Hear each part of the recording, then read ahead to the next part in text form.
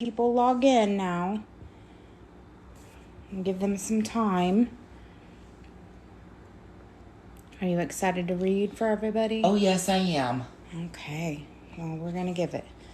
All right, so we got one person here so far. People are starting to join.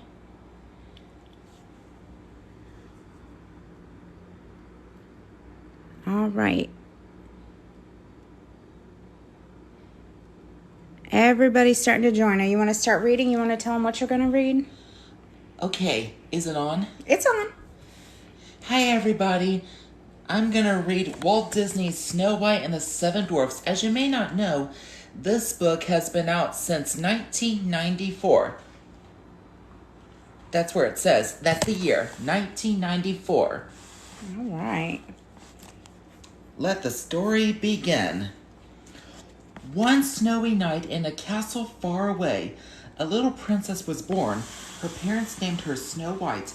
As the years passed, the child grew up to be a lovely young woman. Her beauty and her gentle nature won the hearts of all who knew her. After Snow White's father died, she lived in the castle with her stepmother, the Queen. The Queen was very beautiful, but she was cold and heartless. She was also jealous of Snow White's beauty, so she dressed the princess in rags and forced her to work as a maid. Isn't that terrible? That is terrible. Yeah. Cinderella sure reminds me of her. Mm-hmm.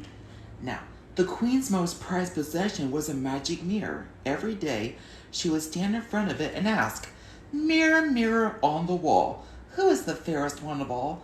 And every day the mirror would reply, "You, O queen, are the fairest in the land." While the queen spent her time admiring herself in the mirror, Snow White worked long hours in the castle. She always did her chores with a smile, often singing while she worked. One day, as she drew water from the well, she sang a song about her fondest dream. She wished a handsome prince would come to the castle and carry her away. "Please make my wish come true," whispered Snow White. No sooner had she said these words than a handsome prince appeared next to her. Snow White gazed shyly into the prince's eyes. The prince fell in love instantly, but Snow White suddenly became frightened and fled to the safety of the castle. That evening, as usual, the queen asked the mirror, "Mirror, mirror on the wall, who is the fairest one of all?" But this time her mirror replied, "Her lips blood red, her hair like night, her skin like snow, her name Snow White." That made the queen mad, didn't it? It did. The queen was so furious that she immediately called for a huntsman. "Tomorrow, take Snow White deep into the forest and kill her," she commanded. Then she gave the huntsman a jeweled box and told him to bring her proof that he had obeyed the order. The huntsman feared the evil queen and promised to do as she wished. Isn't this terrible? She's going to kill Snow White. Terrible. The next morning, the huntsman took Snow White deep into the forest. He watched as the princess stopped to place a baby bird back in its nest. At that moment, the huntsman knew he could never harm this kind-hearted girl. He fell to his knees and begged for forgiveness. "My dear princess," he said, "you are not safe. The queen is jealous. She has ordered me to kill you, but I can never hurt you. Quickly," he added, "run to the forest and never return." Snow White was frightened by his words, but did as she was told. She ran and ran until she could run no further. Lost and alone, she sank to the ground and sobbed herself to sleep. I'm glad the huntsman didn't have to kill Snow White after all. Does anyone remember this part in the movie when Snow White ran and the trees grabbed at her? I bet they do. At least I remember. Mm-hmm. The huntsman placed an animal's heart inside the box the queen had given him and presented to her that night. The evil woman rejoiced, for she believed the huntsman had carried out her order.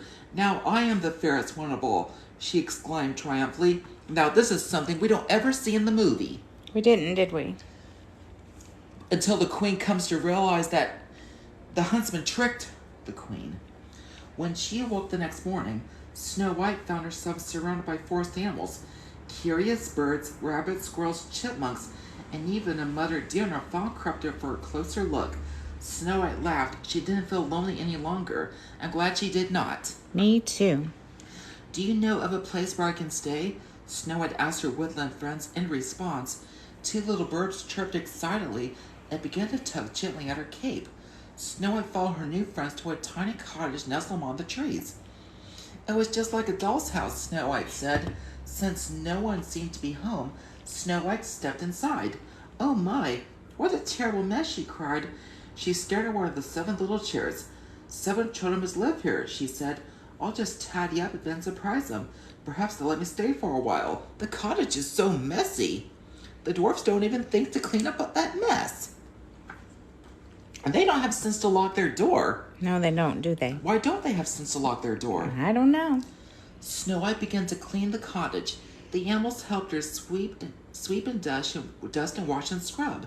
Soon the cottage was neat and tidy. Snow White went upstairs where she found 7 little beds lined up in a row. Each one had a name carved on it. What funny names for children, remarked Snow White as she read the names aloud. Happy, Dopey, Grumpy, Sneezy, Bashful, Doc, and Sleepy. Then she yawned. I'm a little sleepy myself, she added. Snow White lay across the tiny beds and promptly fell asleep. Meanwhile, 7 little men were hurrying home from Hardy's work in the diamond mine. They didn't know it, but they had a surprise waiting for them, for these were the 7 dwarfs who lived in the cottage where Snow White lay sleeping. They sang merrily as they walked through the forest. Doc led the way with a lantern. Behind him were Grumpy, Happy, Sleepy, Sneezy, Bashful, and last of all, Dopey.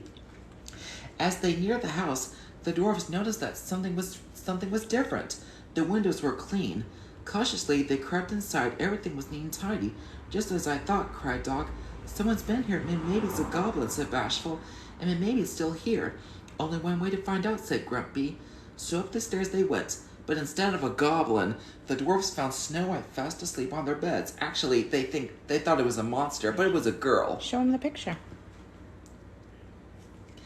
It's a girl, declared Doc. She's beautiful, added Happy. Snow White was awakened by their voices. Oh, she cried when she saw them. Why, you're not children at all. You're little men. That's right, said Doc, but who are you? Snow White introduced herself and told them all about the wicked queen. You can stay with us, said Doc. We won't let anything happen to you. All the other dwarfs agreed. I'm glad they let her stay. Me too. Oh my goodness, this is a scary part, but I assure you, it's not too scary. Back at the castle, the queen once again consulted her magic mirror. Mirror, mirror on the wall, who is the fairest one of all, she asked. She was sure she knew the answer, but the mirror replied, over the 7 jeweled hills, beyond the 7 fall, in the cottage of the 7 dwarfs dwells Snow White, fairest one of all. The queen was outraged. The huntsman lied. He did. He did. She shouted, knocking the jewel box to the ground. Now I will have to take care of her myself. The queen ran down the stairs to a dark dungeon room where she kept an assortment of enchanted powders and bubbling liquids. She quickly mixed herself a magic potion. This sure used to scare me when I was little. It did. And I'm glad I'm not scared anymore. I'm glad you're not scared. When she drank the potion, she instantly turned into an ugly old woman. Then she cast a magic spell over a luscious red apple. One bite of this poison apple and Snow White will sleep forever, she cackled with glee. The old hag. Her skin is green in the book, but in the movie it's white, not green. Mm-hmm. That night at the little cottage, Snow White cooked a special meal for the dwarfs. Supper's almost ready, she told them. They just have time to wash. Wash, chorused the dwarfs. They had almost forgot what the word meant, but Snow White was firm. So they all went outside to scrub themselves clean. Even Grumpy got a soaking. Snow White sure had a point. Even myself, I have a point. That they gotta wash up before meals. Right. Otherwise, there would be no meals. And we don't want that. Right, we don't want that. After dinner, it was time for some fun. The dwarfs played their musical instruments and took turns dancing with Snow White. Toby climbed on Sneezy's shoulders and covered the ball with a long coat. Now, he was as tall as Snow White, but not for long. One sneeze from Sneezy sent them both tumbling to the floor. Wasn't that funny when Sneezy sneezed Dopey right off his shoulders? That was crazy funny. Does anyone remember this part in the movie where they dance? I know I do. Before they set off for work the next morning, Snow White gave each dwarf a goodbye kiss. Beware of strangers, warned Doc. No telling what that wicked queen might do. Don't worry, replied Snow White. I'll be careful. After the dwarfs left, Snow White began making pies. All alone, my pet? Someone asked. Snow White turned and saw an old woman at the window. How would you like to taste one of my nice apples? They're wishing apples, you know, the old woman said. They do look good, replied Snow White, or so she thinks. As it turned out, them apples are really poisoned. She's got that pie. I think it is gooseberry pie. We don't know, do we? It is gooseberry pie okay. in the movie. The animals recognized the queen at once, but Snow White didn't. Snow White took the apple and made a wish. As soon as she bit into the apple, she fell to the floor. Only love's first kiss could wake the sleeping princess. Ha ha ha, cackled the queen. Now, my pretty princess, you will sleep forever. I remember this part in the movie, but don't worry. She's not dead. She's in a deep sleep. The animals hurried to the mine. They tugged at the dwarfs' clothes until the little men understood that something was terribly wrong. The dwarfs jumped onto the deer and headed for the cottage. On their way, they spotted the old woman and recognized the queen in her disguise. Follow her, Grumpy shouted. So they chased her all the way up the steep cliff. I remember this in the movie. They're gonna defeat her like they do. The queen reached the top of the cliff and was trapped on a narrow ledge. She was about to push a huge boulder onto the dwarfs when a bolt of lightning struck the ledge. With a horrible scream, she fell to the jackworks below. The wicked queen was gone forever. I'm glad they got her. They did get her, didn't they? When the dwarfs finally arrived home, they found Snow White asleep on the floor. Nothing they did could wake her from her sleep. With tears in their eyes, they gently laid Snow White on the bed. But why are they crying? She's not dead. She's just in a deep sleep. But they don't know that. They don't know.